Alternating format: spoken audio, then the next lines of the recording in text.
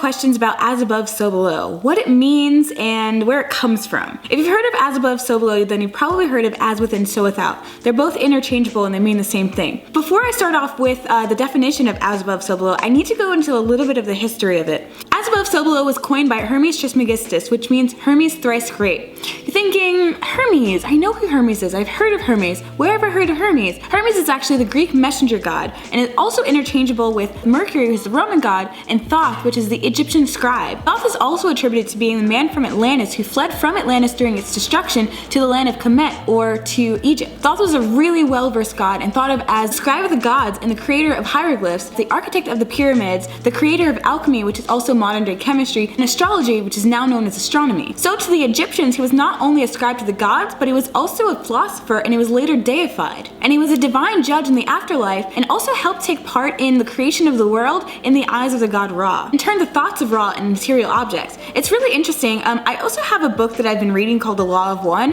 that has a social memory complex called Ra that helped create the world. So let me know if you guys are interested in learning a little bit more about that. It's a very, very interesting book, and I'm thinking of putting it in another book recommendation video, so definitely let me know if you want some more information on that. So he has so many different talents, not only as the Egyptian god Thoth, but also as the Greek god Hermes, who was a scribe and a messenger to the gods as well, and who helped impart knowledge on humanity from the gods. So as the Egyptian god Thoth, he was known as the ibis-headed man, or sometimes he would be symbolized as a baboon, and then the Greek god Hermes, he was known as a man with either wings on his hat or wings on his sandals, in order to signify him being the messenger god. What's interesting about Hermes or Thoth is that he has so many different parallels with other gods and goddesses from different pantheons. He has parallels with the Egyptian god Lu, parallels with Enoch in the Bible, which is also attributed to Enochian script, which is the language of the angels, and also Sumerian Nagashita, and then the Chinese Bijou. So there's so many different parallels with this god, and it's interesting because a lot of the stories tie in together, which makes it seem like he is the same god in just different pantheons and just kind of told in a different story. I'm thinking about making a series on the different lives of Thoth or Hermes, so let me know if you guys are interested in that in the comments below, because it's definitely not wide known or like spoken of too much, so the parallels in different religions and how a lot of them intersect, and some of the gods can be the same person. So let me know if you want to see that in the comments below. So now moving on to what you guys have been waiting for.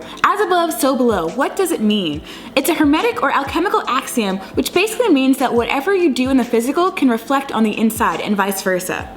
So when I say hermetic or alchemical axiom, it means something created from Hermes as an alchemist, as the creator of alchemy. So they're both intersecting. He's created so many different things, but this is one of the biggest things. It's as seen in the emerald tablets of what Hermes Trismegistus created in order to explain how the universe works and how alchemy works as a whole. So it's a combination of two of the 7 hermetic principles. The principles of polarity, which are pair of opposites or duality, and the principle of correspondence, which is everything corresponds to everything or to one another. Light and dark, black and white, good versus evil, everything combines together to complement one another, but to create a whole, to create a balanced whole. So as above, so below represents the complement of good versus evil, light versus dark, bad versus good, in order to create that duality, in order to create that composed whole, that complemented, balanced whole. So when you think of alchemy and you think of ourselves as a balanced whole, it's a balance between light and dark within ourselves, the male and female principles in ourselves. We all as humans have both male aspects and both female aspects combined together.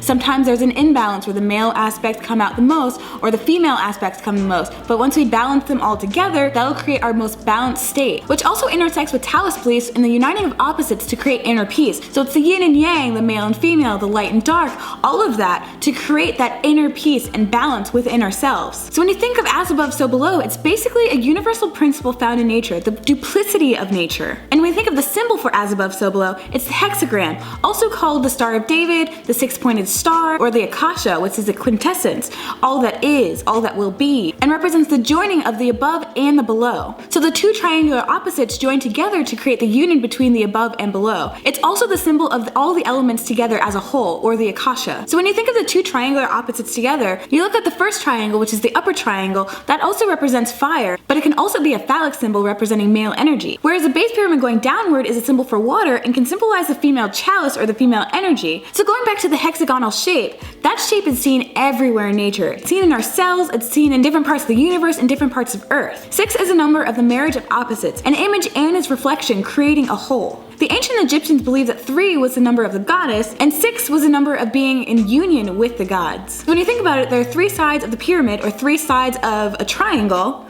and then another 3 sides of another triangle intersecting with the other one, creating a whole and creating union with the gods. So the 6-pointed star is so much more than just a 6-pointed star. It's so much lore within the number 6, the 2 union of opposites, and so much more than that. So when someone asks me, what as above, so below, what does it mean? It's not just something that I can say, oh, it just means this or that. There's so many different ways to interpret this one thing. Not only that, but it also represents the reflection of the cosmos in our cells. It's a microcosm, which is our physical bodies, and a macrocosm, which is the universe, in relation to one another. Our cells reflect those of the universe. The electromagnetic structures of our bodies reflect those of the universe and of the zodiac, which is seen in our horoscopes and in our birth charts. And we have energy centers and axiotonal grids, which are seen in acupuncture and in our chakras. So there's so much more to our bodies and to ourselves and to the universe than we really realize. And that's what as above, so below means. It means that whatever we see down here is seen up there and vice versa.